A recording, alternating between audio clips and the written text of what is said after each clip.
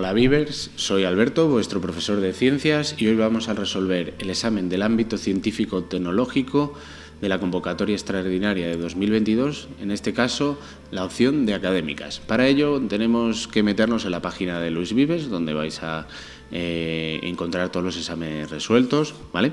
La página luis-vives.es. Vamos a pasar a la pestaña de recursos. En la pestaña de recursos vamos a desplazarnos hasta exámenes resueltos y vamos a ir hasta nuestra prueba, que en este caso son las pruebas libres de título de graduado en ESO. Me voy a ir en este caso a junio, que es la convocatoria extraordinaria, y me voy a ir al examen de académicas.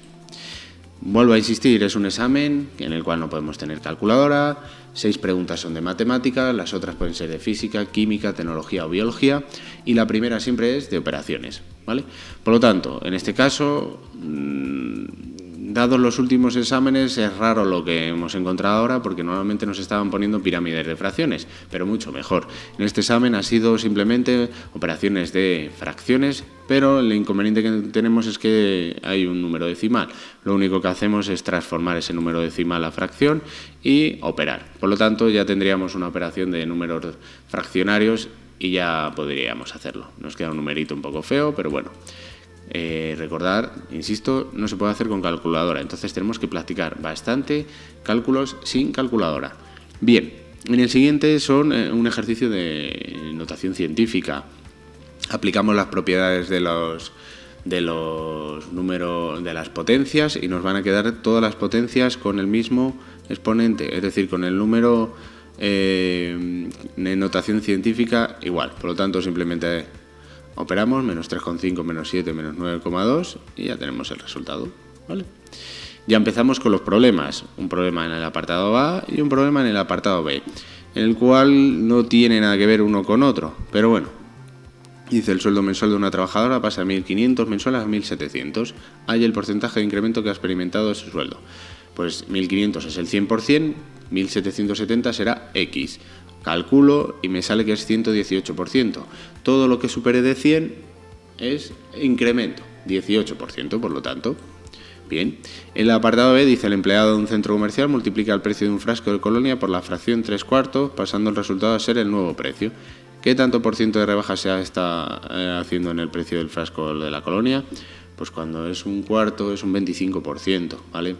Porque si 100 entre 4 es 25. Aquí tenéis los cálculos hechos, ¿vale?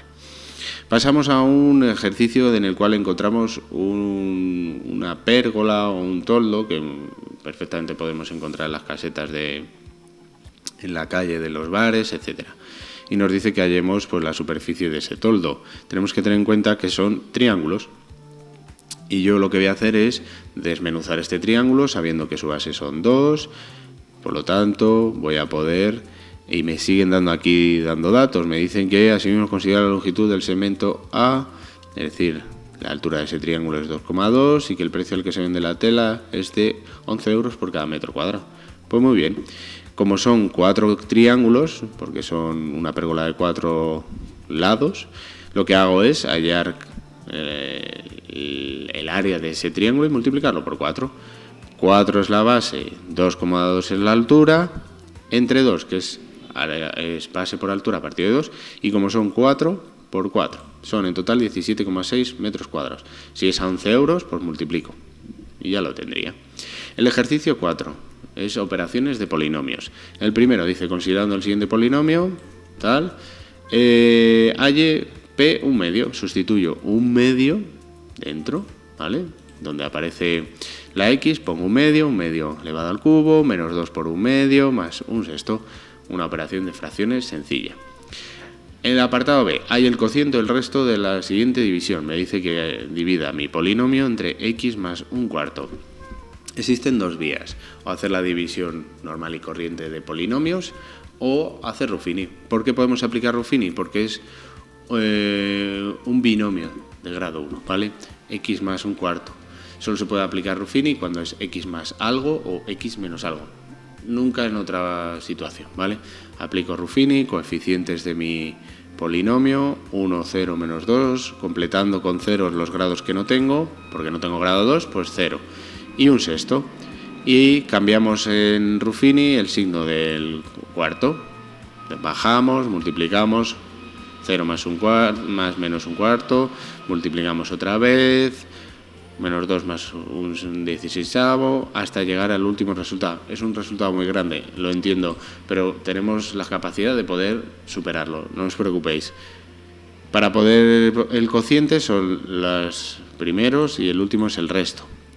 Como era grado 3, pues x al cuadrado por 1, x por menos un cuarto, que esta x tendría que estar arriba, ¿vale? Aquí arriba habría que estar la x, sería x partido de 4 y menos 31 16avos, ¿vale? Nuestro resto es 125 partido de 192.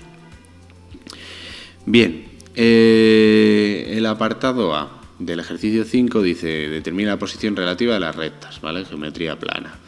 Nos dan las dos rectas en su forma de la ecuación general y para comprobar la posición de las rectas lo que cojo son los coeficientes de cada una de las rectas, A para la X, B para la Y y C para el término independiente, y lo mismo en la recta S, y le aplico esta formulita que nos dice que si se cumple esto son rectas coincidentes, ¿vale? ¿Qué ocurre? Que cuando no coinciden en nada son secantes. Y cuando solo coinciden estos dos, A y B, son paralelas. Y dice, escriba el valor de la pendiente de la recta R. Pues muy sencillo. Como está en ecuación general, lo paso a la forma explícita, que es I igual a mx más n. Y lo que he hecho es pasar R a esa forma, despejando la I.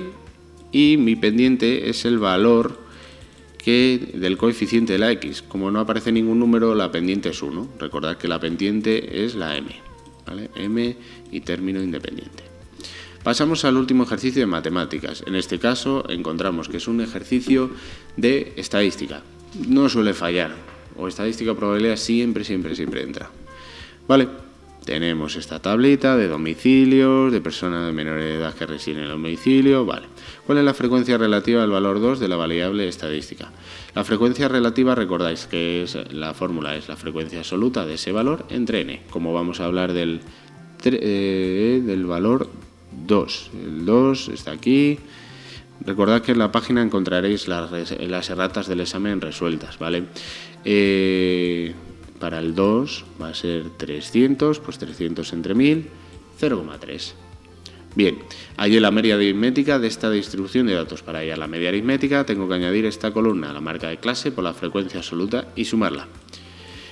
Para hallar la media será la suma 1900 entre 1000, ¿vale? Que es el número total de domicilios. La media es 1,9. El siguiente, hallar el valor del primer cuartil. Como es una medida de posición, utilizaremos la columna de la frecuencia absoluta acumulada, ¿vale? La tenemos aquí. Y para el primer cuartil utilizamos el recurso de un cuarto de n, es decir, n partido 4. Pues n, que es el total del estudio, entre 4. 250 lo buscamos en la frecuencia absoluta acumulada y tenemos que está entre 100 y 400. Por lo tanto, cojo el 400... y el cuartil 1 será 1, que coincide aquí, ¿vale? Bien, si escoge al azar uno de estos domicilios, ¿cuál es la probabilidad que residan en el mismo dos o más personas? Mayor o igual a 2.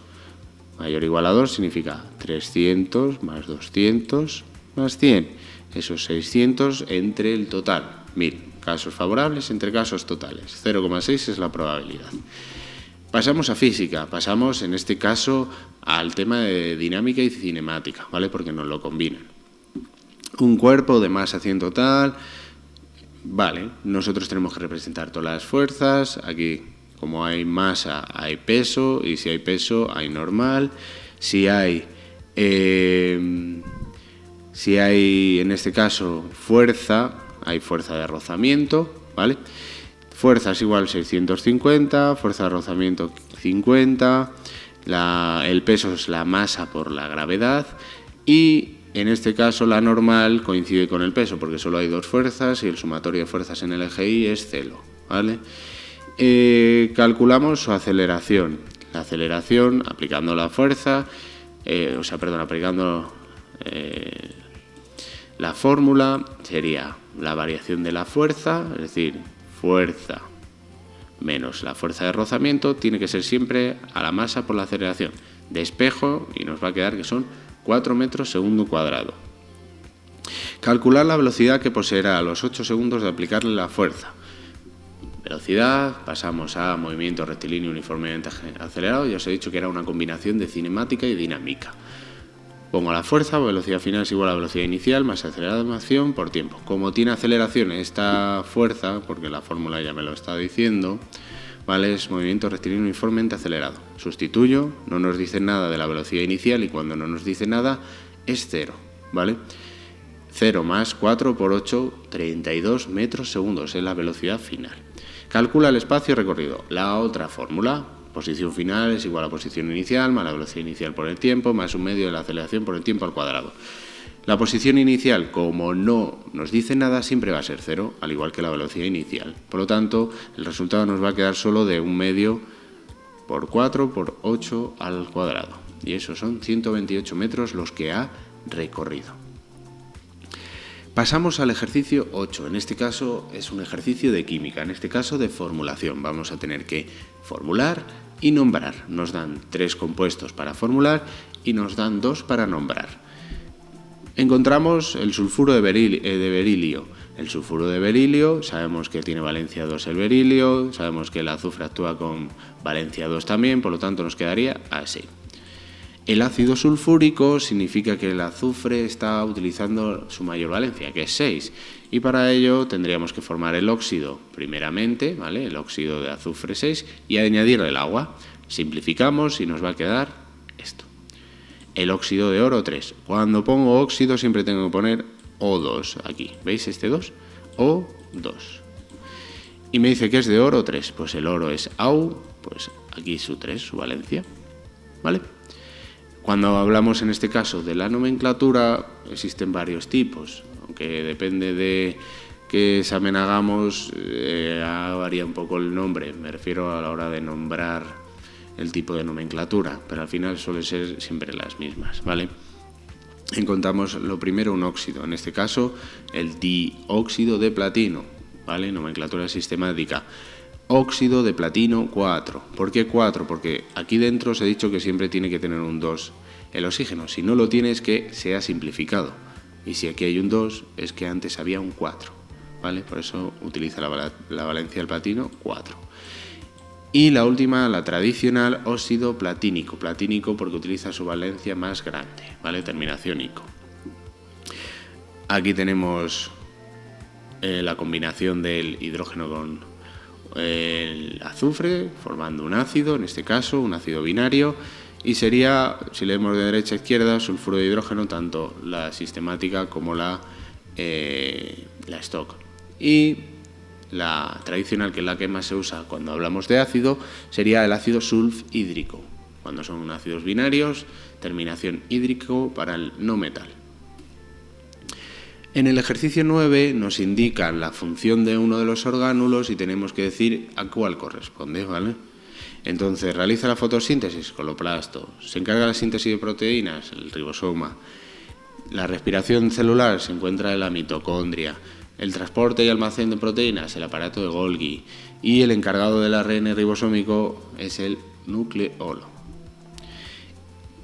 Complete, en el último ejercicio ya encontramos algo de geología, la parte de biología y geología. Complete la tabla que aparece a continuación indicando 5 agentes geológicos externos que intervienen en modelar el paisaje. Yo tengo aquí el agente geológico externo y me tengo que completar yo esta tablita. Pues he puesto viento, ríos, torrentes, aguas subterráneas y glaciares. Y con esto hemos terminado de revisar el examen de la convocatoria extraordinaria de la preparación libre del título de graduado en ESO de 2022 del ámbito científico-técnico, el de académicas. Espero que haya quedado más o menos claro, podéis indagar en la página los demás exámenes y nos vemos en el siguiente vídeo. Un saludo, hasta luego.